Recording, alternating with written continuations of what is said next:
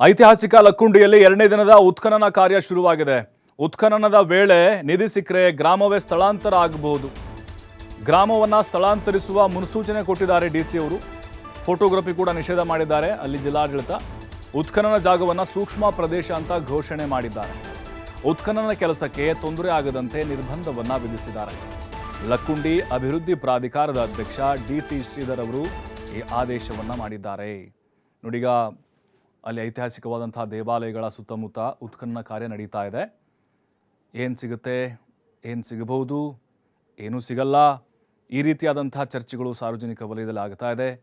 ಭಾರಿ ಭದ್ರತೆಯೊಂದಿಗೆ ನಡೀತಾ ಇದೆ. 25 ಲಕ್ಷ ಹಣ ಕೂಡ ಬಿಡುಗಡೆಯಾಗಿದೆ. ಸುಮಾರು 2 ರಿಂದ 3 ತಿಂಗಳುಗಳ ಕಾಲ ಆಗುತ್ತೆ. ಕೆಲವು ಪುರಾತನ ವಸ್ತುಗಳು ಕೂಡ ಪತ್ತೆಯಾಗಿದ್ದಾವೆ.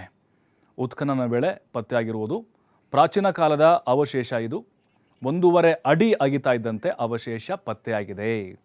ಸ್ಥಳದಲ್ಲಿ ತೀವ್ರ ಕುತೂಹಲವನ್ನು ಈ ಆಕೃತಿ ಮೂಡಿಸ್ತು.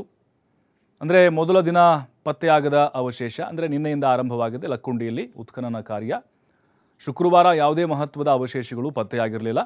ದೇವಸ್ಥಾನದ ಮುಂಭಾಗ ಆವರಣದಲ್ಲಿ 1010 ಅಡಿ ಸುತ್ತಳತೆಯಲ್ಲಿ ಗುರುತು ಮಾಡಲಾಯಿತು. ಬೆಳಗ್ಗೆ 11 ಗಂಟೆಯಿಂದ ಸಂಜೆ 5:30ವರೆಗೆ ಕೆಲಸ ಮಾಡಿದರು ಕಾರ್ಮಿಕರು. ಮೊದಲ ಹಂತದಲ್ಲಿ ಕೇವಲ 2 ಮೀಟರ್ವರೆಗೂ ಕೂಡ 2 ಅಡಿ ಆಳದವರೆಗೆ ಮಾತ್ರ ತೆಗೆಯಲಾಗಿತ್ತು. ಈ ಹಂತದಲ್ಲೇ ಯಾವುದೇ ವಸ್ತುಗಳು ಕಂಡು ಬಂದಿಲ್ಲ. ಈ ಜಾಗದಲ್ಲಿ ಸುಮಾರು 7 ರಿಂದ 8 ಅಡಿ ಆಳದವರೆಗೆ ಅಗೆದರೆ ನಿಧಿ ಸಿಗುವಂಥ ನಿರೀಕ್ಷೆ ಇದೆ. ಅವಶೇಷಗಳು ಪ್ರಾಚೀನ ಕಾಲದ ನಿಧಿ ಸಿಗಬಹುದು ಎಂದು ಗ್ರಾಮಸ್ಥರು ನಂಬಿದ್ದಾರೆ. ಲಕ್ಕುಂಡಿಯಲ್ಲಿ 2003ರಲ್ಲೂ ಉತ್ಖನನ ಕಾರ್ಯ ಆಗಿತ್ತು.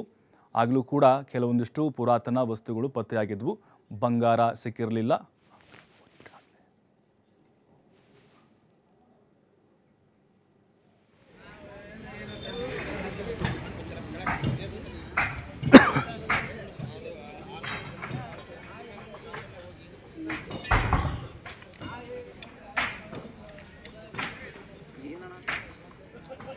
ನೀರು ಹೋಗುವಂತಹದ್ದು ಶಿವಲಿಂಗ ಇರ್ತೈತಲ್ಲ, ಆ ಶಿವಲಿಂಗದ ಮುಂದೆ ನೀರು ಹೋಗುವಂಥದ್ದು ಪಾನಿ ಬಾಟ್ಲ್ ಇರ್ತೈತಲ್ಲ, ಅದರ ಆಕೃತಿ ಐತಿ.